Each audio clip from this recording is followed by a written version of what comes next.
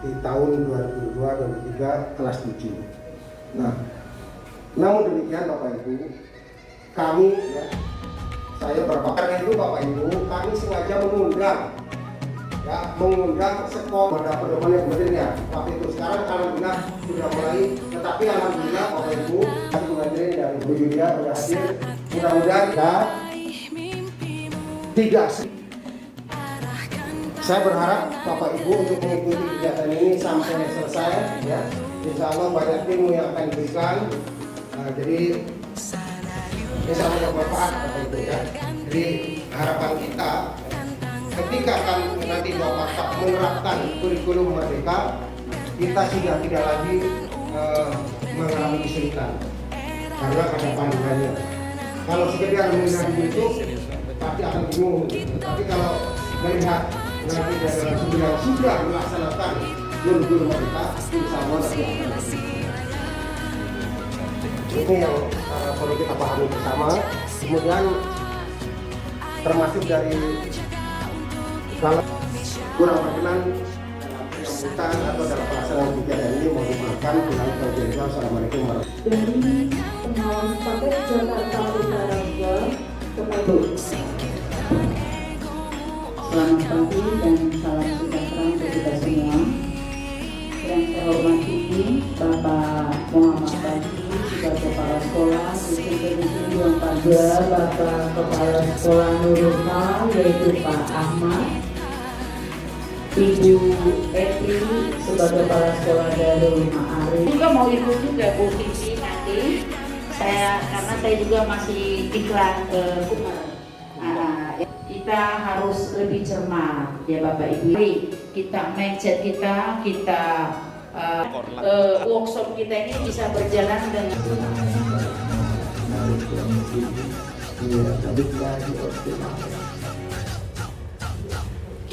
Kita tutup dulu agar saya akan kepala sekolah SMP. Satuan pendidikan masih bertahap. Dimulai tahun kemarin, tahun 2021, masih diterapkan hanya di sekolah penggerak yang jumlahnya ada 2.500 serta SMK Pusat Keunggulan yang jumlahnya ada 901 yang tersebar di seluruh Nusantara. Kemudian nanti tahun 2022, tahun ajaran yang akan datang, kurikulum ini juga masih belum menjadi kewajiban, masih menjadi salah satu opsional yang bisa dipilih oleh satuan pendidikan. Ada 3 pilihan, boleh tetap memakai kurikulum 2013 atau boleh memakai kurikulum darurat, atau yang ketiga boleh memakai kurikulum baru ini. Semua diserahkan ke sekolah panjenengan, mana yang terbaik silahkan dipilih. Dan nanti pada puncaknya tahun 2024 setelah adanya evaluasi, maka pemerintah baru akan menentukan kebijakan resmi kurikulum apa yang akan dipakai di Indonesia. Dan ketika sekolah Bapak Ibu memutuskan untuk mengadopsi kurikulum Merdeka ini pun masih ada pilihannya, masih bisa dipilih karena ada 3 tahap. Nanti Bapak Ibu bisa memilih. Yang pertama, pengen tahun pertama pelatihan dulu, pengen memahami dulu, kemudian nanti tahun kedua baru penerapan, silahkan. Atau yang kedua, pelatihan sekaligus penerapan di tahun pertama, silahkan. Belajar sambil praktek, silahkan. Tapi masih kompleksitas yang sederhana. Atau yang ketiga, pada tahun pertama pelatihan sekaligus penerapan dengan kompleksitas yang sedang. Apa maksud kompleksitas dasar, kompleksitas sedang, nanti akan kami jelaskan. Yang jelas pada tahun pertama nanti ketika sekolah Bapak Ibu ingin menerapkan kurikulum Merdeka ini hanya diberlakukan di kelas 1 dan 4 SD, kelas 7 SMP, dan kelas 10 SMA. Tadi kita bicara tentang kompleksitas. Kompleksitas penerapan kurikulum ini ada 4 Bapak Ibu. Nanti juga boleh dipilih lagi. Yang pertama namanya kompleksitas sederhana. Artinya dalam pelaksanaan kurikulum Merdeka nanti Bapak Ibu mengikuti contoh yang sudah disediakan oleh pemerintah secara total. Jadi ketika pemerintah menerapkan kurikulum ini tidak lepas tangan, nanti akan dipersiapkan segala sesuatunya, dipersiapkan segala komponennya, bagaimana modul ajarnya, bagaimana asesmennya, bagaimana merancang proyeknya, nanti sudah disiapkan semua. Nah, tahap sederhana ini kita memakai contoh secara total 100% apa yang sudah disediakan oleh pemerintah. Atau yang kedua, kompleksitas dasar, contoh yang sudah ada, dimodifikasi oleh Bapak Ibu, dimodifikasi oleh satuan pendidikan Bapak Ibu, disesuaikan dengan kondisi sekolah, disesuaikan dengan kebutuhan peserta didik masing-masing. Kemudian kompleksitas sedang, ketika SDM sekolah Bapak Ibu sudah mampu, maka nanti sudah tidak butuh contoh lagi, sudah mampu mengembangkan kurikulum sesuai konteks sekolah masing-masing dengan melibatkan masyarakat secara terbatas. Kalau masyarakat secara luas namanya kompleksitas tinggi, yaitu mengembangkan kurikulum sesuai konteks sekolah dengan melibatkan warga sekolah dan masyarakat secara luas. Jadi ujung-ujungnya nanti harapan pemerintah adalah bagaimana setiap satuan pendidikan itu mampu berinovasi, mampu berkreativitas, menciptakan keunikan-keunikan, menciptakan ciri khas satuan pendidikan masing-masing. Jadi jangankan antar satu sekolah dengan sekolah di provinsi yang lain, satu sekolah dengan tetangga sekolahnya saja nanti bisa berbeda tergantung keunikan yang diciptakan. Kita lanjut Bapak Ibu, ringkasan yang keempat yaitu tentang profil pelajar Pancasila. Kalau kita lihat di bagian ini bisa kita simpulkan bahwasanya untuk mencapai tujuan pendidikan nasional, salah satu indikatornya adalah terciptanya para pelajar yang memiliki profil Pancasila. Nanti profil pelajar Pancasila akan kita bahas di video tersendiri supaya kita memiliki pemahaman yang utuh tentang ini. Yang jelas nanti profil pelajar Pancasila nanti akan diturunkan menjadi standar kompetensi lulusan, kemudian diturunkan lagi menjadi standar-standar yang lain seperti yang telah kita ketahui. Kita lanjut yang kelima Bapak Ibu. Ada istilah baru namanya asesmen diagnostik. Kalau di kurikulum 2013 kemarin kita melakukan penilaian itu di akhir. Setelah anak kita ajar, kita melakukan penilaian, melakukan evaluasi. Tapi di kurikulum baru nanti tidak hanya di akhir Bapak Ibu, kita juga melaksanakan asesmen pra pembelajaran, namanya asesmen diagnostik. Ibarat kita mau berobat ke dokter, dokter tidak serta-merta langsung nyuntik, langsung ngasih obat, tapi kita diperiksa dulu apa keluhan kita, apa yang kita rasakan, apa yang kita butuhkan. Lah baru setelah hasil diagnosa tadi baru dokter akan melakukan tindakan. Kita sebagai guru juga dituntut seperti itu, tidak langsung mengajarkan materi, harus tahu dulu yang dibutuhkan siswa itu sebenarnya apa. Dari capaian pembelajaran yang ada ini anak sudah siap belum? Apa kekurangan siswa, apa kelebihan siswa, bagaimana gaya belajarnya, bagaimana motivasinya, itu nanti akan kita nilai dulu Bapak Ibu. Makanya penilaian diagnostik ini ada dua, kognitif dan non kognitif. Tidak susah Bapak Ibu, segala sesuatu memang awalnya kelihatan susah, tapi nanti kalau kita sudah laksanakan maka kita akan tahu manfaatnya, kita akan semakin semangat dalam mendidik anak kita.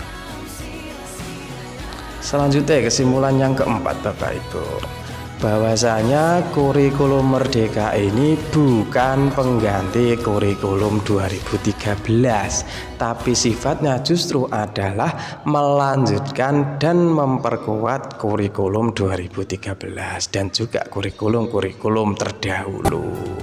Apa yang dilanjutkan, apa yang diperkuat? Ada 3 hal. Yang pertama, kurikulum ini masih berorientasi holistik. Artinya yang ditumbuh kembangkan ke anak itu bukan hanya ranah kognitif siswa, tapi menyeluruh. Ada sosialnya, ada emosionalnya, dan juga ada spiritualnya. Kita mendidik anak itu zahirnya dan juga batinnya. Sebenarnya ini juga diamanahkan oleh kurikulum 2013, makanya kemarin kalau kita mengadakan penilaian itu kan ada nilai pengetahuan, ada nilai sikap, ada nilai keterampilan. Tapi ketiganya itu belum muncul secara signifikan. Kadang hanya malah sebatas formalitas yang kita tuliskan di rapot. Makanya nanti di kurikulum baru ini akan diperkuat dengan adanya pembelajaran berbasis proyek. Nah, ini yang paling unik Bapak Ibu. Nah, pembelajaran berbasis proyek ini nanti akan masuk di struktur kurikulum. Artinya begini Bapak Ibu, misalkan matematika dalam seminggu itu 4 jam gitu ya. Berarti yang 3 jam itu pembelajaran klasikal di kelas seperti biasa. Kemudian yang 1 jam dialokasikan untuk proyek. Setiap pelajaran nanti ada alokasi untuk proyek. Nanti bisa kita simak di kerangka kurikulum yang sudah beredar. Nanti juga akan kami buatkan videonya. Dan sifatnya proyek ini nanti kolaborasi antar mapel, bisa matematika dengan fisika, matematika dengan ekonomi, atau pelajaran apapun, yang penting ada relevansinya. Dan yang paling menarik adalah proyek ini nanti yang dinilai itu bukan hasilnya, bukan produk yang dihasilkan oleh siswa, tapi prosesnya. Bagaimana anak menjalankan proyek tersebut, bagaimana mereka bekerja sama, bagaimana mereka mengungkapkan pendapat, bagaimana tanggung jawab mereka, bagaimana mereka memecahkan sebuah masalah. Itu nanti yang akan kita nilai. Nanti formnya ada dari pemerintah. Nah, untuk lebih jelasnya tentang pembelajaran berbasis proyek ini, bagaimana temanya, tahapannya, jadwalnya, bagaimana kita mengelolanya, bagaimana cara kita menilainya, bagaimana contoh nyatanya, nanti akan kami buatkan video tersendiri. Kalau dibahas di sini nanti panjang Bapak Ibu. Kita lanjutkan Bapak Ibu. Tadi kan sifat dari kurikulum Merdeka ini kan melanjutkan kurikulum 2013. Tadi ada 3. Yang pertama masih bersifat holistik. Sekarang kita bahas yang kedua. Kurikulum ini masih berbasis kompetensi, bukan konten atau bukan materi. Artinya kurikulum yang disusun ini berdasarkan kompetensi yang ingin ditumbuhkan pada siswa, bukan tentang keluasan materi, bukan tentang banyaknya materi yang diajarkan guru, melainkan apa yang bisa dilakukan siswa dengan materi tersebut. Bagaimana manfaatnya terhadap kehidupan nyata, itulah nanti yang akan ditekankan di kurikulum ini. Karena salah satu hasil evaluasi dari kurikulum 2013 adalah terlalu banyaknya materi, sehingga kita para guru dituntut untuk kejar tayang, untuk menghabiskan materi dalam waktu tertentu, sehingga kita terpaksa hanya memakai metode itu saja, hanya ceramah. Kita tidak bisa leluasa untuk menerapkan banyak metode dan banyak model pembelajaran. Bagaimana mungkin kita menerapkan metode inquiry misalnya, padahal itu membutuhkan waktu yang cukup banyak, sehingga kita terpaksa memakai model ceramah, sehingga pembelajaran kurang begitu menarik, anak-anak menjadi bosan, semangat belajarnya turun, bahkan capaian pembelajarannya pun kurang maksimal.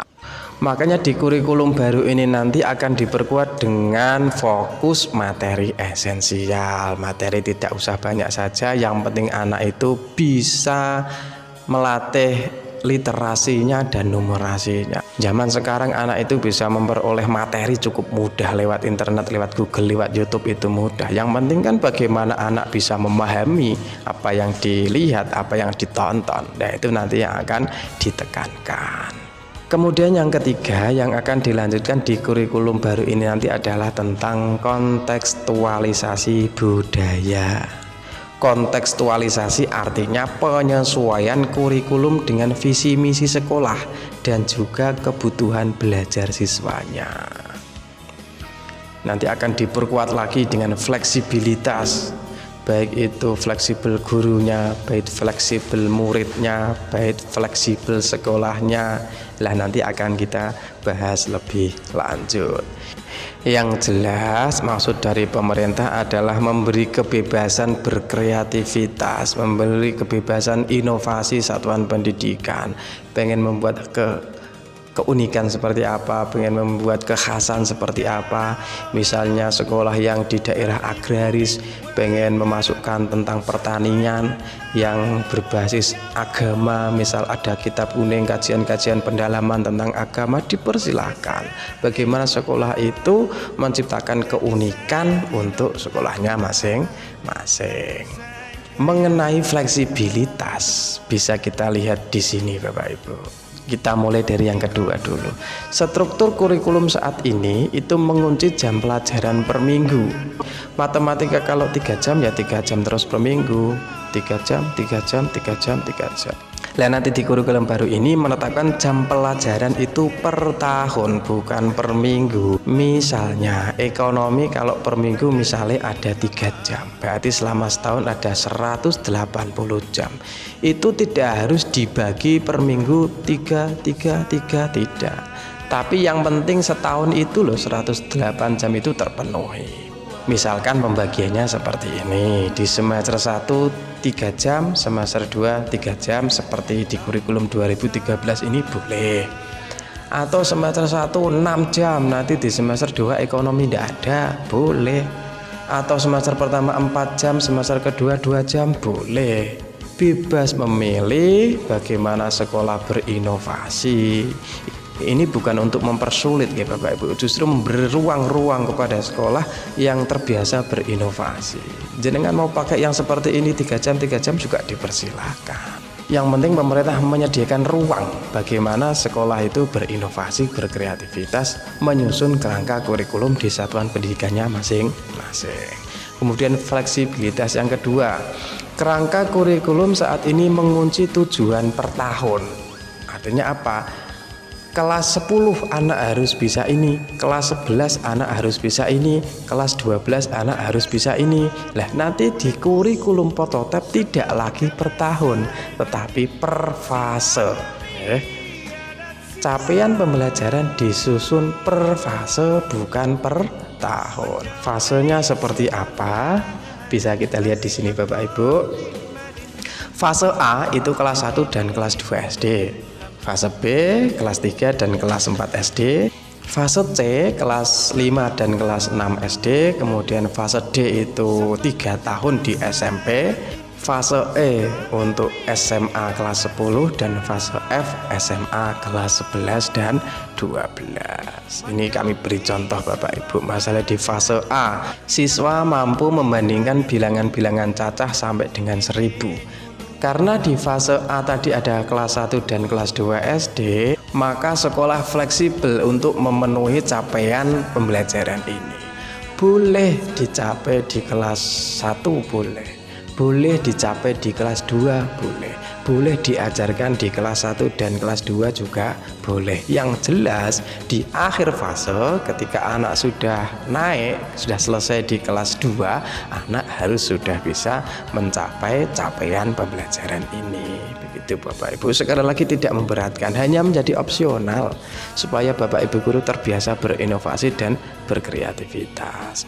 Nanti tentang capaian pembelajaran ini bisa Bapak Ibu download di deskripsi, kami cantumkan yaitu surat keputusan ini. Kemudian selanjutnya kurikulum baru itu nanti tidak ada KKM Bapak Ibu, karena pembelajarannya kan disesuaikan dengan kebutuhan siswa, jadi tidak perlu lagi ada KKM. Dalam pembelajaran nanti kita diminta untuk berfokus pada prosesnya di penilaian formatif, bukan hasil. Guru diberi kebebasan untuk menentukan langkah yang tepat dan strategis sehingga dapat menjawab semua tantangan dalam proses pembelajaran. Kemudian ini yang paling pokok Bapak Ibu, yang paling menarik, kita akan intip bagaimana karakteristik kurikulum ini di setiap jenjang. Bagaimana di PAUD, bagaimana di SD, di SMP, di SMA, di SMK, dan di SLB. Namun sebelum kita bahas lebih lanjut, mohon maaf Bapak Ibu, perkenankan kami memperkenalkan diri. Channel kami ini namanya Catatan Guru Muda. Kalau sekiranya video ini bermanfaat, mohon untuk di like, untuk di subscribe, dan dibunyikan loncengnya supaya kami lebih termotivasi untuk banyak membuat video tentang pendidikan di kemudian hari. Kalau perlu di-share ke grup WA panjenengan, ke grup sosmed panjenengan, agar ada banyak orang yang mengambil manfaat dari video ini. Siapa tahu bisa menjadi amal jariyah untuk kita, ilmu yang yuntafa bih, yang bisa kita panen sampai kapanpun, sampai hari kiamat. Nanti channel kami ini nanti akan membahas tentang serba-serbi dunia pendidikan Bapak Ibu. Ini cocok untuk orang tua, cocok untuk guru, dan cocok untuk siswa.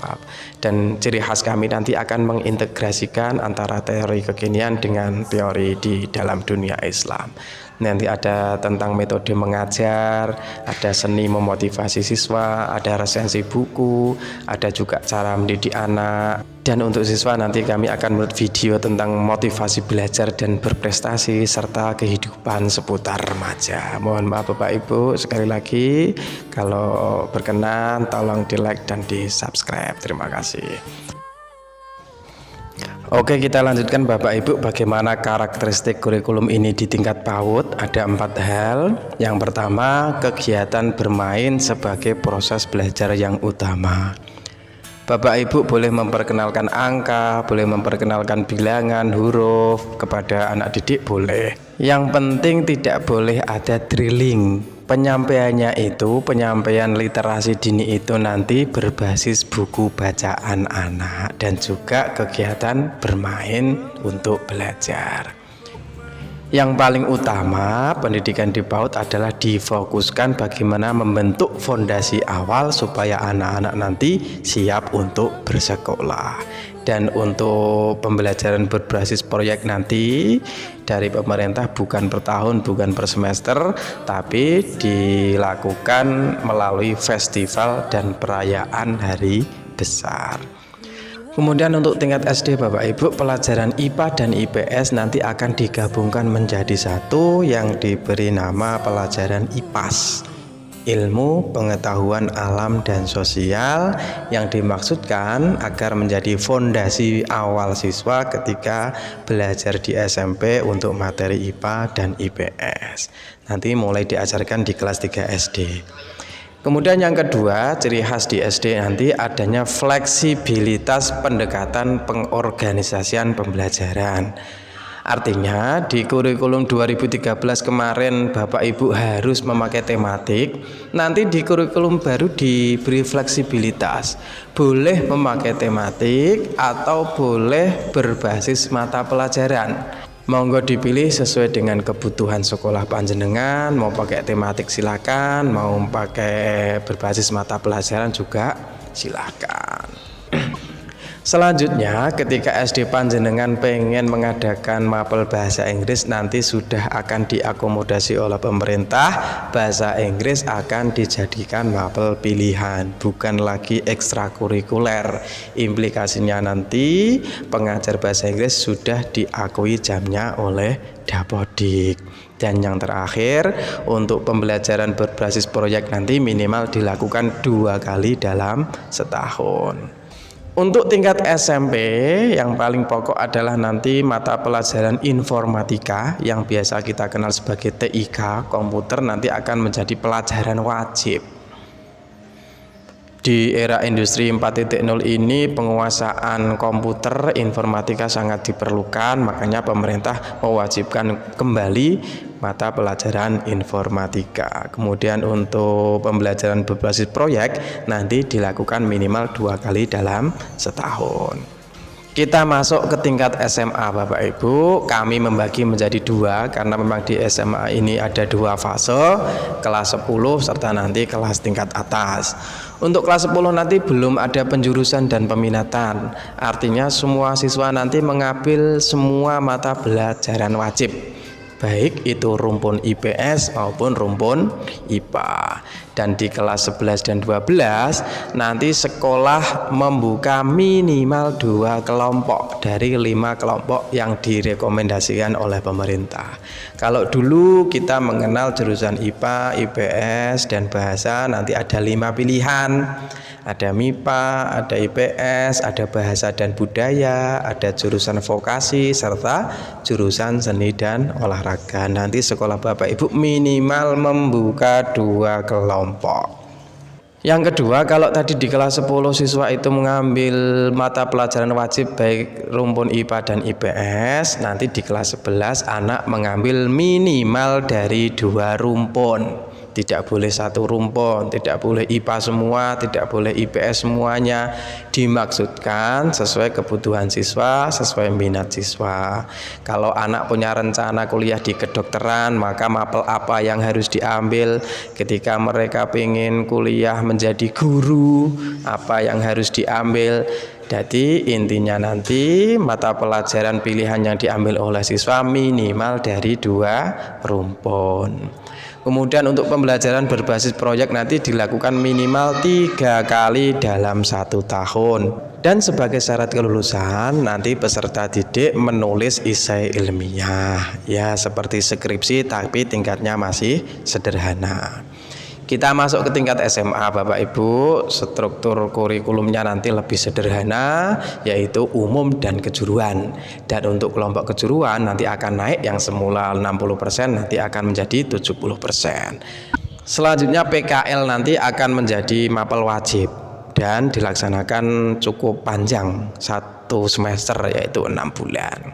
Yang terakhir, siswa dapat memilih mata pelajaran di luar program pengetahuan mereka, di luar jurusan yang mereka pilih.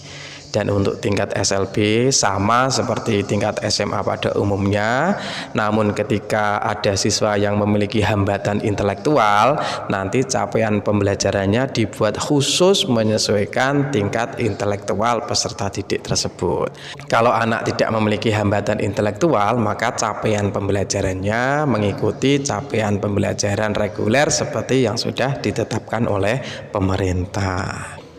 Mungkin video ini cukup sekian Bapak Ibu, terima kasih atas waktunya, semoga ada manfaatnya. Jangan lupa di like, di subscribe, kalau perlu di share di medsos panjenengan supaya kita ikut menyebarkan ilmu menjadi amal jariah untuk kita. Mohon maaf kalau ada salahnya. Assalamualaikum warahmatullahi wabarakatuh.